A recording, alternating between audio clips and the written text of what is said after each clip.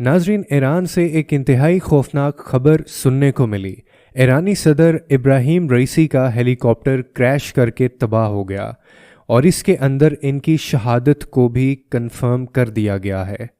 یہ واقعہ دراصل اس وقت پیش آیا جب ابراہیم رئیسی آذربائیجان کے صدر کے ساتھ مل کر کئی اور دوسرے معاہدوں پر دستخط کرنے کے بعد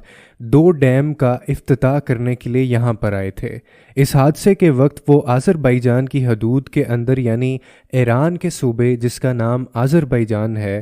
اس کے اندر موجود تھے۔ یہ ٹوٹل 3 ہیلی کاپٹر تھے جن میں سے 2 آگے موجود تھے جبکہ ایک ہیلی کاپٹر پیچھے موجود تھا جس کے اندر ایران کے صدر ابراہیم رئیسی، اس کے علاوہ ایرانی وزیر خارجہ، ایران کے صوبے آذربائیجان کے گورنر اور کچھ مذہبی شخصیات کے علاوہ کچھ ڈپلومیٹس اور ان کے باڈی گارڈ بھی اسی ہیلی کاپٹر کے اندر موجود تھے۔ یہ ایرانی وزیر خارجہ دراصل وہی ہیں جب پاکستان اور ایران کے درمیان بلوچستان کے ایشو کو لے کر مسئلہ بنا تو دونوں ملکوں نے ایک دوسرے کے علاقے پر سٹرائک کی، تو انہی کا بیان تھا کہ ایران اور پاکستان دونوں مسلمان بھائی ہیں، دونوں کو آپس میں جھگڑنے کی کوئی ضرورت نہیں ہے۔ اس کے علاوہ کچھ ہی دن پہلے ایرانی صدر نے پاکستان کا بھی دورہ کیا جہاں پر ان کے ساتھ کئی معاہدے کیے گئے۔ اس کے علاوہ انہوں نے پاکستان کے لوگوں سے بات کرنے کی خواہش کا بھی اظہار کیا، لیکن ان کا کہنا تھا کہ کچھ وجوہات کی بنا پر میں ایسا نہیں کر پایا۔ جس علاقے کے اندر یہ واقعہ پیش آیا دراصل یہاں پر موسم انتہائی خراب تھا۔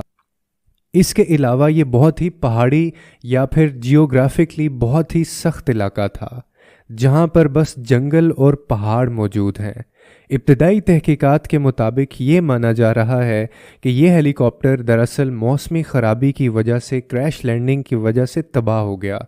لیکن یہ خبر کنفرمڈ ہونے سے پہلے ایرانی میڈیا نے اس کے بارے میں کلیم کیا کہ یہ ہیلی کاپٹر لاپتہ ہے اور اس کی تلاش جاری ہے۔ ان کو لگتا تھا کہ شاید یہ ہیلی کاپٹر کہیں پر ہارڈ لینڈنگ کی وجہ سے اتر گیا ہوگا، لیکن ان کو اندازہ نہیں تھا کہ یہ ہیلی کاپٹر کریش کر سکتا ہے، لیکن افسوس کہ ایسا ہی ہوا۔ جب اس ہیلی کاپٹر کی گمشدگی کی خبر پوری دنیا کے اندر پھیلی تو ترکی نے اپنے ڈرون اس طرف روانہ کیے،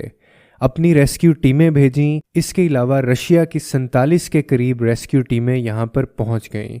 ایران کے خود کے کئی ریسکیو ہیلی کاپٹر رات بھر اس کے ملبے کو یا پھر کریش لینڈنگ کی سائٹ کو تلاش کرنے کی کوشش کرتے رہے،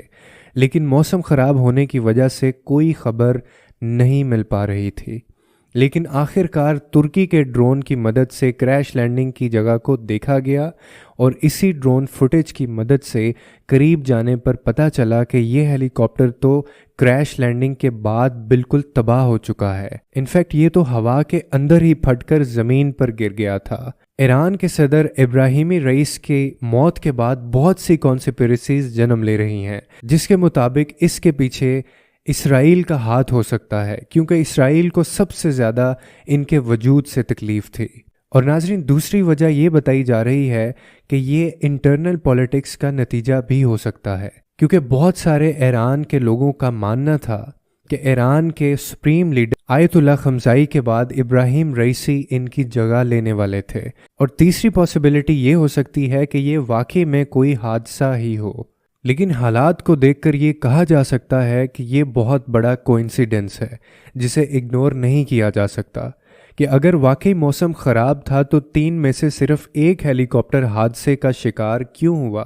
اور ہیلی کاپٹر بھی وہ جس کے اندر ایران کی مشہور ترین شخصیات سوار تھیں۔ یہ بہت ہی اہم سوال ہے۔ ایران کے اندر قاسم سلیمانی کی موت کے بعد یہ دوسرا سب سے بڑا حادثہ ہے، کیونکہ ان کے عوام بھی رات بھر سڑکوں پر رو رو کر یہ دعائیں کرتے رہے کہ ان کے صدر خیر و عافیت سے ہوں، ان کی موت کی خبر جھوٹی ہو، لیکن افسوس کہ وہی ہوا جس کا ڈر تھا۔ ایک ہی ٹائم کے اندر ایران کے صدر، ان کے وزیر خارجہ اور ان کے صوبے کے گورنر کا مارے جانا انتہائی افسوسناک اور انتہائی قابل تشویش ہے۔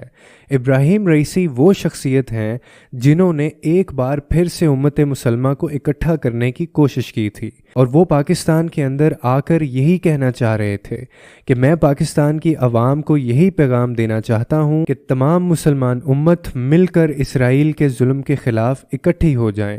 تمام مسلم لیڈرز بھی ایک ہو جائیں۔ آپ کو یاد ہے کہ تاریخ کے اندر یہی کوشش بالکل بھٹو نے بھی کی تھی، اس کے علاوہ صدر صدام حسین نے بھی یہ کوشش کی، اس کے علاوہ لیبیا کے صدر عمر قذافی نے بھی اسی چیز کی کوشش کی تھی، لیکن سب کے سب کا انجام ایک ہی جیسا ہوا۔ اسرائیل کے وجود سے متعلق ابراہیم رئیسی نے آخری بار کلیئر کٹ یہ بیان دیا تھا کہ ہم اسرائیل کے وجود کو دنیا سے ختم کر کے ہی دم لیں گے، اور آپ دیکھیں کہ ان کا انجام بھی ایک حادثاتی موت کی صورت کے اندر ہوا، جس کا سب سے بڑا فائدہ صرف اور صرف اسرائیل کو ہو سکتا ہے۔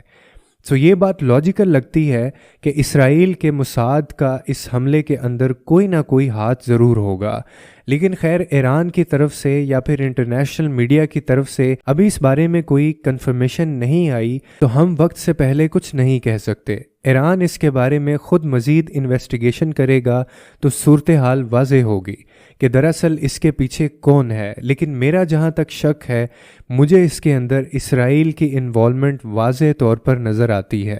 ابراہیم رئیسی کی اس طرح سے اچانک موت کے بعد مڈل ایسٹ پر اس کا بہت زیادہ اثر پڑے گا، کیونکہ ایران مڈل ایسٹ کا انتہائی اہم ملک ہے، اور آپ دیکھیں کہ یہ اثر ابھی سے پڑنا شروع ہو گیا ہے، کیونکہ انٹرنیشنل مارکیٹ کے اندر پیٹرول کی قیمتیں اچانک سے بڑھنے لگی ہیں۔ اس کے علاوہ ایران حزب اللہ الرحمن کو بھی مالی اور عسکری مدد فراہم کرتا تھا، جس کی وجہ سے وہ اسرائیل کے خلاف غزہ کے اندر لڑ رہے تھے۔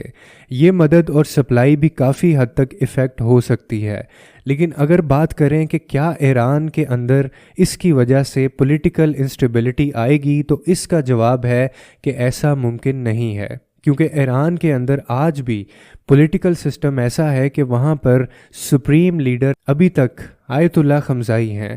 جو کہ سب سے سپریم ہوتا ہے۔ آرمی، جوڈیشری اور اس کے علاوہ اسٹیٹ میڈیا سب کچھ اس کے انڈر ہوتا ہے، اور اس کے بعد صدر کی باری آتی ہے، جو کہ دوسرے نمبر پہ سب سے اہم ترین ہے۔ اس حادثے کے اندر استعمال ہونے والے ہیلی کاپٹر کا نام بیل 212 ہے، جسے امریکہ نے بنایا، اور یہ گورنمنٹ آفیشلز اور ان کے پرائیویٹ ٹورز کے لیے استعمال ہوتا ہے،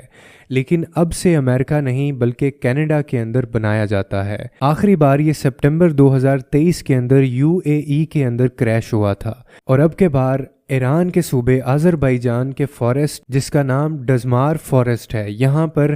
گر کر تباہ ہوا ہے۔ ایرانی عوام کے لیے یہ تمام صدمہ ایک طرف، لیکن اس کے بعد سب سے اہم سوال یہ کھڑا ہوتا ہے کہ اس کے بعد ان کی جگہ کون لے گا۔ اچھی بات یہ ہے کہ ایران کے اندر اس کے متعلق واضح طور پر قانون موجود ہے۔ اگر اچانک سے صدر کی موت ہو جاتی ہے تو اس کی جگہ پر وائس پریزیڈنٹ اس کی جگہ لے لے گا، جن کا نام محمد مخبر ہے۔ عرب ملکوں، عراق، قطر اور ایون کہ سعودی عربیہ نے بھی اس پر گہرے دکھ کا اظہار کیا۔ اس کے علاوہ رشیا، چائنا، انڈیا، پاکستان نے بھی اس پر گہرے دکھ اور افسوس کا اظہار کیا ہے۔ اس حادثے کی ٹائمنگ انتہائی اہم ہے، اور یہ اسرائیل کے لیے انتہائی خوشی کی خبر ہے، کیونکہ غزہ اسرائیل جنگ کے اندر ایران نے اس کو بہت ہی ٹف ٹائم دیا ہوا تھا۔ ایون کہ ایران نے تو پہلی بار ڈائریکٹ اسرائیل کے وجود پر حملہ کرنے کی جرت بھی کی تھی، اور یہ اس چیز کا بدلہ تھا جب شام کے اندر ایران کی ایمبیسی پر اسرائیل نے ڈائریکٹ حملہ کر دیا۔ اس کے علاوہ ایران نے انٹرنیشنل لیول پر بنگ کرنے کے لیے غزہ کے مسلمانوں کی مدد کے لیے حماس اور حزب اللہ کو بھی مالی طور پر مدد فراہم کر کے اس رائے سے لڑنے کے لیے کھڑا کیا ہوا ہے۔ اب دیکھنا یہ ہے کہ ایران کی پالیسیز اس طرح سے جاری رہتی ہیں اسرائیل کے خلاف، یا پھر ہمیں اس کے اندر کوئی چینج دیکھنے کو ملے گا۔ سب سے حیرت کی بات یہ ہے کہ جب اسرائیل کو یہ بتایا گیا کہ ایران کے صدر पिछली रात से गायब हैं, तो इसराइल का जवाब बड़ा मशकूक कुन था। इनका कहना था कि हमें इस बात की खबर है, लेकिन इनके कत्ल के अंदर हमारा कोई हाथ नहीं। हालांकि अभी तक ईरानियन मीडिया पर और इंटरनेशनल मीडिया पर यह खबर ही नहीं चली थी कि ईरान के सदर किसी हादसे में मारे गए हैं। इस वक्त तक तो सिर्फ इनके लापता होने की खबरें थी, लेकिन इसराइल ने ये वक्त से पहले कैसे कह दिया कि वो मारे जा चुके हैं और हमारा इसके अंदर कोई हाथ नहीं, जिसका मतलब है कि चोर की दाढ़ी में तिनका। और इसीलिए इस वक्त भी हादसे के बाद पूरी दुनिया की मशकूक नज़रें सीधा सीधा इसराइल की तरफ हैं, क्योंकि इस हादसे का सबसे बड़ा बेनिफिशरी अगर कोई हो सकता है तो वो सिर्फ़ और सिर्फ इसराइल ही है। अब तक के इत्तलात के मुताबिक ईरान के लिए साबित करना मुश्किल है। दूसरी तरफ ये भी मुमकिन है कि वाकई मौसमी ख़राबी की वजह से ये हेलीकॉप्टर कोइंसिडेंस की वजह से क्रैश कर गया, लेकिन इसके चांसेस लॉजिकली बहुत ही कम नज़र आते हैं। अमेरिका ने तो इन्वेस्टिगेशन से पहले ये कह दिया है कि ईरान अब डायरेक्टली इसराइल को इसके लिए ब्लेम करेगा। देखें, हादसे के बाद आने वाले कुछ दिन इंतहाई अहम हैं, क्योंकि इनके अंदर हमें पता चलने वाला है कि ईरान की तहकीकात के बाद इसको मुसाद से मुतल्लिक कुछ सबूत मिलते हैं कि नहीं। अगर मिलते हैं तो ईरान का रिएक्शन क्या होगा? डेफिनेटली यही होगा कि ईरान इसका बदला ज़रूर लेगा। लेकिन अगर नहीं मिलते और अगर ये वाकई कोई हादसा था तो हमें सब्र करना होगा और हमें इब्राहिम रईसी का मुतबादल तलाश करना होगा, जो कि इस वक्त तो ईरान के अंदर आयतुल्लाह खमज़ाई के अलावा कोई और नज़र नहीं आता। अल्लाह ताला से दुआ है कि वो इन तमाम शहदा की मग़फ़रत फ़रमाए और इनके तमाम गुनाहों को दरगुज़र फ़रमाए, इनको जन्नत में आला मुकाम अता फ़रमाए और ईरान की अवाम को सब्र जमील अता करे। बाकी आप इस बारे में क्या सोचते हैं? अपनी कीमती राय का इजहार कमेंट सेक्शन में ज़रूर दीजिएगा।